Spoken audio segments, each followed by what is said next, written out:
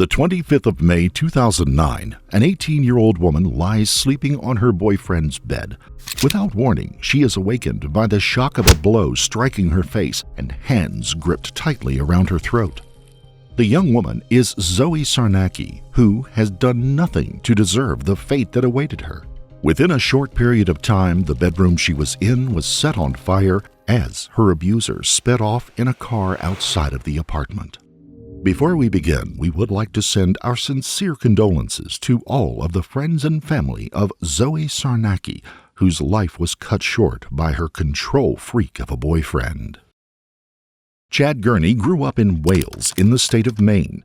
He seemed a perfectly normal person who had a good life. He was popular, had brains, good looks, and excelled at sports. At high school, Chad did relatively well and went on to Liberty University in Lynchburg, Virginia, where he played as a goalie on the lacrosse team. But Chad's world would come crashing down around him in 2005 when he was involved in a horrific accident. Chad and his teammates were on their way to a lacrosse match in Pritchard, Alabama. Two vans carrying 15 people each cruised in a convoy down the highway when suddenly the second van rear-ended the front van, which was carrying Chad and 14 others, sending them head-on into oncoming traffic. The van hit a tractor-trailer at high speed, causing the van to flip on its side. Because of its momentum, it rolled over and over, eventually crashing over the safety barrier and into the tree line off the highway.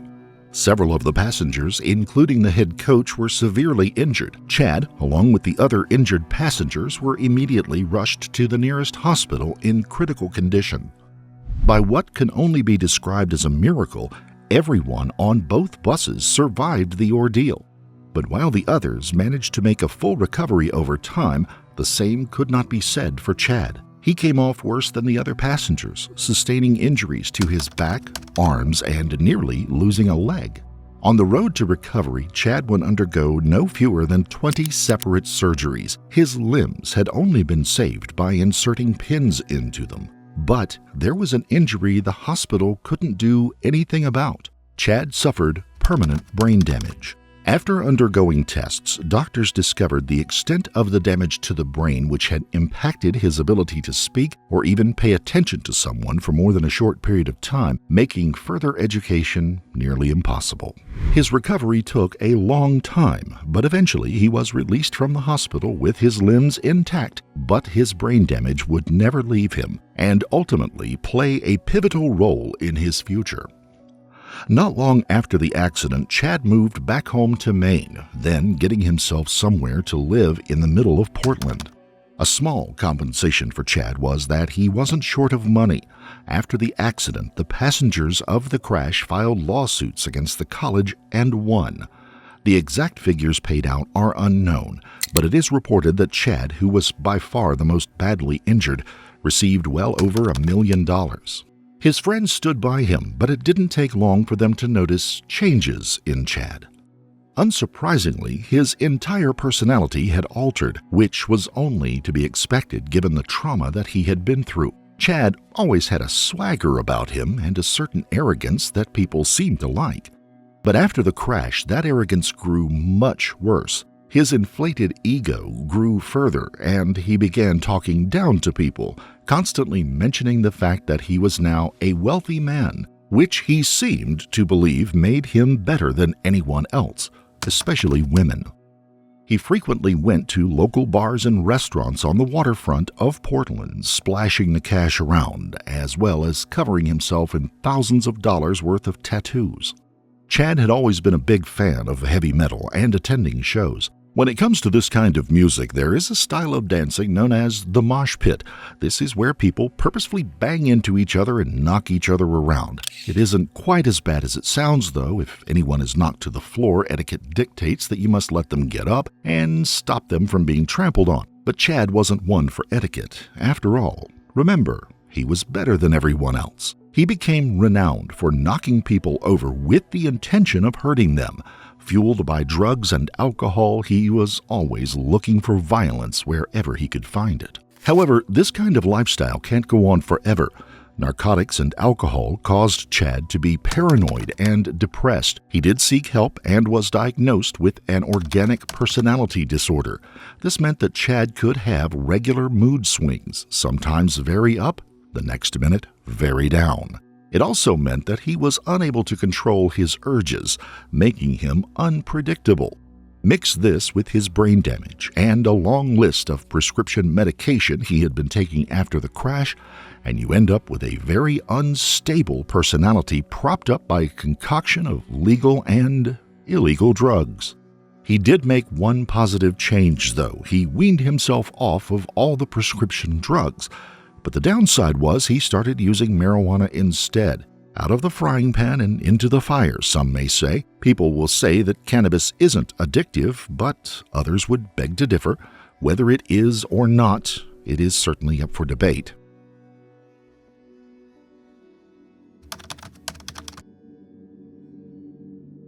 In 2009, Zoe Sarnacki had just turned 18 and had dropped out of school when she was just months away from graduating.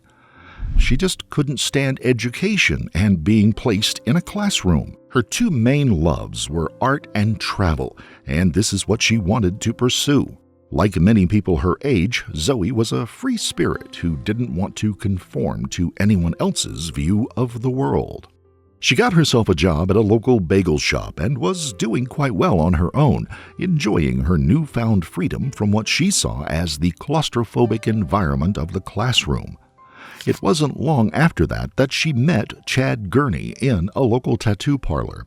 He had just had a portrait of Jesus Christ tattooed above his hands with the words "Man Up" written beneath.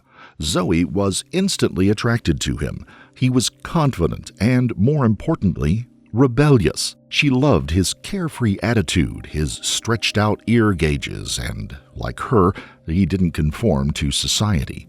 Zoe was young and naive, so she can be forgiven, but by now Chad was 27 years old, and whether it was just his attitude to life in general or the brain damage he had suffered, he had simply not grown up. He and Zoe met on several occasions while frequenting the tattoo shop, but staff at the shop became concerned about him. Whenever Zoe wasn't there, Chad's attention would immediately be fixated on whatever girl looked the youngest, flirting with them in some rather inappropriate ways.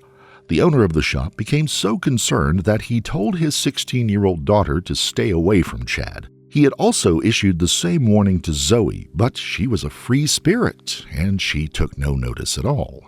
She was young, but she was an independent woman making her own way in the world, and she didn't want to take instructions from anyone. She thought she could look after herself. She felt a genuine connection to Chad.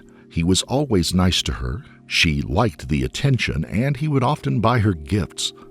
For the most part, Zoe saw the nice, caring person that Chad could be. But there were times when she would see his mood swings as well, sometimes snapping for no reason at all. While Zoe stuck around, Chad's friends became less visible. People started dreading to see him at house parties or in bars. Whenever he was around, there was usually some sort of trouble. The very thing that was putting his friends off made Zoe grow more attracted to him. He told a friend once that he felt like a god, and describing how he was going to go traveling and use his money for good.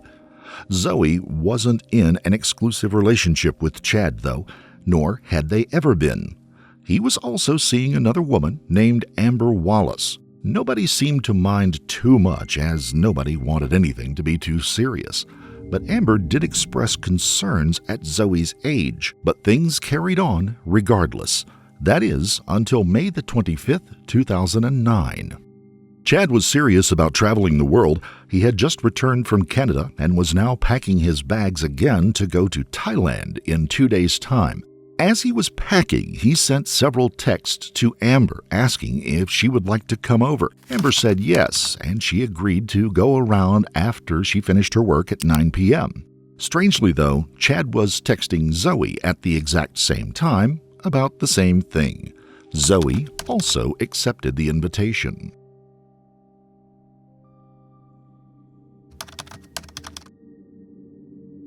Zoe went around much earlier, though. The two conversed about Canada and basically hung around together as they had on many different occasions. But this wasn't to be a normal meeting.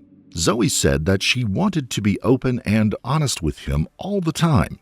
This is when she said that while he had been in Canada, she had been intimate with another man. Surely this shouldn't be a problem. They weren't exclusive, and besides, Chad was openly seeing Amber at the same time as Zoe. Zoe even apologized and expressed her affection for Chad, though she got little back from him. Chad went very quiet and didn't react at all. To give him some space, Zoe went into Chad's bedroom and eventually fell asleep. As she slept, she had no idea what rage was building up inside of Chad Gurney. He paced the apartment, dwelling on what he saw as Zoe's betrayal, whisking himself up into a frenzy before finally snapping. He quietly made his way up the ladder to the loft bedroom without making a sound, and he stood over the sleeping Zoe. Lashing out, he grabbed her by the throat and headbutted her. As Zoe awoke, disoriented, she began to try to fight for her life.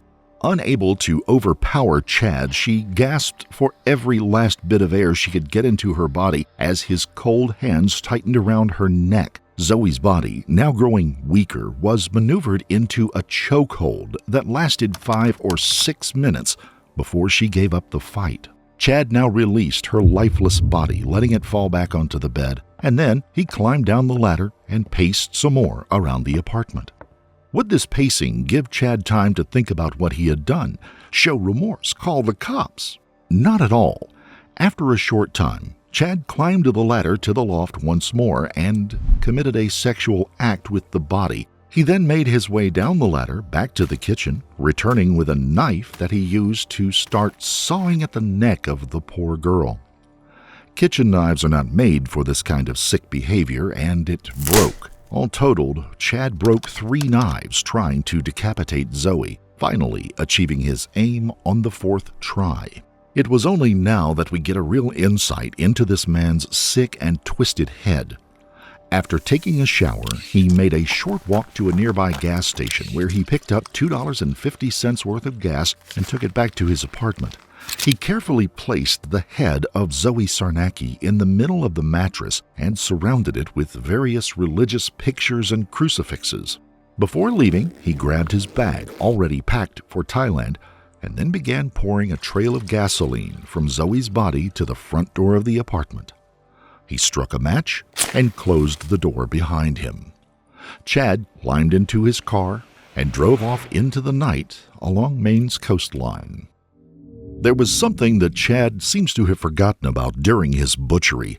He had invited his other girlfriend to stop by. Whether this was intended to scare Amber or just an oversight by Chad, we can't be sure. Regardless, just after 9 p.m., as arranged, Amber, oblivious to anything that had happened, came walking around the corner to an unexpected sight.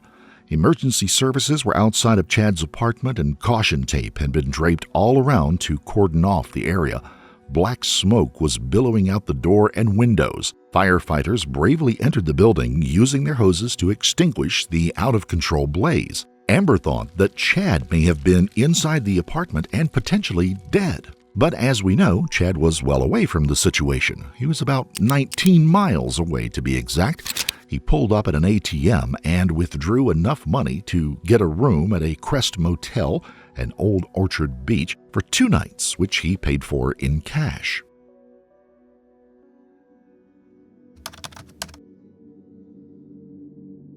Just as Chad was settling into his hideout back in Portland, authorities had finally managed to extinguish the blaze and enter the apartment. Experienced firefighters knew somebody was in there. Any firefighter will tell you about the smell of burning flesh, a sickly, sweet smell that lingers in the nostrils for days. Upon entering the loft, they found poor Zoe's body had been burned to a crisp. They had no idea who Zoe was for the moment, but they quickly found out that Chad Gurney was the tenant on the lease. Police quickly discovered that Chad's best friend was a man called Corey and visited him to extract any information they could. Corey said he had received several calls from Chad earlier that day, but he had not answered them. He did tell authorities about the planned trip to Thailand, though, making the police worry that Chad may be skipping the country. But was Corey telling the whole truth? Just an hour after the police had visited him, Corey was stopped by police for driving erratically and was seen talking to someone on the phone very emotionally. In fact, it seems that Corey was telling the truth. He had received a phone call from Chad and had gone for a drive while they talked. Chad relayed a detailed confession over the phone to his friend, which of course upset him. When the police approached the car, they asked Corey who was on the phone, and he told them. The officer wanted the phone, which Corey handed over to him. To the amazement of the officer, Chad spoke to him and even gave him the location of the motel where he was staying. He told the officer that he was now ready to turn himself in. Shockingly, it took 2 hours for officers to attend to the motel, and when they arrived, Gurney was still waiting. He walked out slowly from the motel room. He raised his arms high above his head and surrendered without resisting. At the police station, Chad offered up a full confession, even telling the officers about the sexual assault he had committed on her body. He spoke calmly and clearly, almost coming across as a man with no soul or conscience. What was even more chilling was the fact that he came across as completely sane. There was nothing to suggest that he was mentally unwell or had any brain damage, making his crimes seem all the more sinister. During the interview, Chad said, "This beautiful woman came into my life and swept me off my feet. But I had such a problem with women that this is how it manifested itself. I know that killing is wrong. I know what I did was wrong." This statement would be crucial in the upcoming proceedings.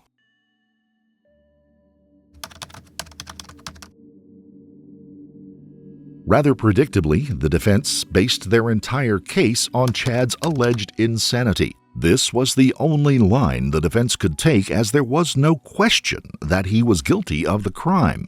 Chad Gurney had waived his right to a jury trial. After all, it would have been pretty pointless anyway, given his confession. The prosecution challenged the insanity plea, and it would be up to Justice Roland Cole to decide whether Gurney was insane or not.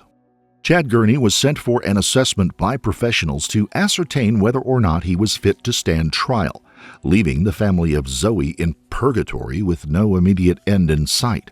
To make matters worse for the family, the press was printing stories that seemed to be purely speculation. There was even one story published that stated that Gurney had used a samurai sword to decapitate Zoe, but this had no basis in fact. Each story was more speculative, and it added more to the family's pain. It took nearly 2 years for Chad Gurney to be deemed fit to stand trial. Finally, on January the 10th of 2011, he would finally face justice. Was he insane at the time of the crime? That's the question a judge will decide in the Chad Gurney murder trial. The man accused of killing his girlfriend more than a year and a half ago. Prosecutors say 29-year-old Gurney knew what he was doing when he strangled his 18-year-old girlfriend Zoe Sarnacki, cut her head off, and then set her body on fire. Gurney has waived his right for a jury trial, and that means a judge will decide his fate. At the beginning of the trial, the defense used a very odd line to try to absolve him of any criminal responsibility. They used his brain injuries as justification for his actions, stating that Chad's mental condition led him to believe that Zoe was a celestial being who hated being on Earth, hinting that Chad believed he was actually doing Zoe a favor by releasing her from this world. The main problem for the defense was actually caused by Chad himself. It was revealed in court that just a month after his arrest, Chad Gurney himself had told a psychiatrist that he wasn't insane and that he had not been hearing voices at the time of the murder. He told the psychiatrist that he wanted to do the right thing and tell the truth. In his words, Chad said, "Not criminally responsible are the most cowardly words ever spoken. I need to own this shit." All of Chad's devices had been seized and were gone over with a fine-tooth comb. What was discovered on his devices would leave the defense with nowhere to go. Despite motions being filed by them to disallow the digital evidence, Information from his laptop and cell phone were deemed admissible. On the laptop, they discovered that Chad Gurney, far from acting on an insane impulse, had actually videoed the beheading of Zoe and sent it to a gore site for others to see. He had titled the video, "Woman Beheaded for Suspected Cheating." A caption under the video read, "At least if she was cheating, she won't do it again." The computer also revealed that Gurney had typed the word beheading 71 times into his web browser. He had been looking at other cases where people had been beheaded, and also what was the best way to cut someone's head off. He visited a website showing how to behead someone. Detective Eli Chase testified part of the analysis involves typing in keywords such as sacrifice, behead, and decapitation. Prosecutor Donald Maycumber asked, "Did you find anything?" "Yes," said the detective, "I found 71 hits on the keyword behead." This, according to the state, indicating that Gurney had been planning the murder for weeks. The prosecution said there was no way to determine if Gurney was the one who conducted that search. His lawyers, meanwhile, say Gurney is not criminally responsible for the death of Zoe Sarnacki because he suffers from mental disease or defect. The state says Gurney was not insane at the time and knew exactly what he was doing in the weeks leading up to the killing.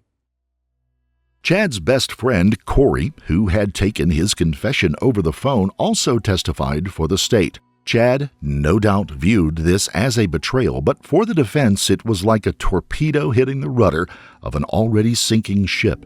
Last to testify was a woman who may have been another victim of Chad, his second girlfriend, Amber. Amber stated that she had known Gurney a long time, both platonically and romantically, and in all of that time she had not once seen him suffering from delusions or hearing voices. There wasn't a single person who could testify that Chad Gurney was, or may have been, insane. The defense struggled until the 21st of January 2011. Each day their case became more and more difficult, and their arguments more implausible. Finally, on that day, which may have been a relief for the defense, the court adjourned and the judge would consider all of the evidence. On February 4, 2011, Judge Cole would deliver his verdict. It had taken him 2 weeks to sift through all of the evidence placed before him. The final judgment of this court is Chad Gurney is guilty of the intentional and knowingly causing the death of Zoe Sarnacki, and he is also guilty of arson. Thus, he is guilty of murder and arson, as set forth in the indictment. The judge handed Chad Gurney 50 years for the murder of Zoe and a further 10 years for the arson, meaning that he will be 89 years old before he is released. Given the American justice system, it was puzzling to some why Gurney did not receive the maximum sentence. Although there is no death penalty in the state of Maine, Chad could have been given a life sentence without parole. Under state law, for a life sentence to be handed down, one of the following factors must be present: torture, premeditation, abuse, or extreme cruelty. You would be forgiven for thinking that Chad may have met the premeditation and extreme cruelty as a minimum, but the judge did not. The ultimate decision of the court was based on the fact that Zoe was already dead when her body was defiled, meaning that in their eyes, a life sentence was not possible. Chad Gurney was given the opportunity to address the court, in which he expressed his sorrow for what he had done. In an emotional display, he apologized to Zoe, her family, and the city of Portland, saying that he never wanted any of this and would do anything to change it. Yeah, I can still live, hope, and dream, and Zoe can no longer do any of these things, and that's unfair. I would give anything to trade places with her, and it's to her soul I beg forgiveness for the horror endured by my hand. Again, to John and Linda in the city of Portland, I'm sorry I never meant for any of this. In January of 2012, Chad Gurney had the temerity to file an appeal against his sentence. Thankfully, this was brushed aside by the appeal board, stating that the evidence was clear and Chad Gurney was criminally responsible for his actions on that terrible day. In response, the Sarnacki family filed a lawsuit against Gurney for the loss of Zoe and were awarded around $1.3 million in compensation, which was allegedly what Chad had left from his compensation as the result of the accident. Chad Gurney was clearly a misogynist and a control freak. He said he didn't want a permanent girlfriend, instead choosing to string along two women at the same time. He described himself as a god, and in his delusional world, that is how he clearly saw himself, as God's gift to women. He may have believed that he was in control of them, but especially in Zoe's case, she had infinitely more going for her than he did. Chad was simply afraid to let any of the women in his life leave him because he knew that they would go on to bigger and better things. In tribute to Zoe and her lovable personality, her former school erected a bench with her name on it, showing that she will never be forgotten. The inscription reads, "In loving memory of Zoe Sarnacki, once a student at this school. If you sit on this bench, take some time to count your blessings." If you found this case compelling, don't forget to like the video, comment down below your take on it, and please subscribe to the channel. Also, hit the notification bell in order to stay up to date each time we reveal a new shocking case. Until next time, stay safe and keep your eyes peeled. You never know what's lurking in the shadows.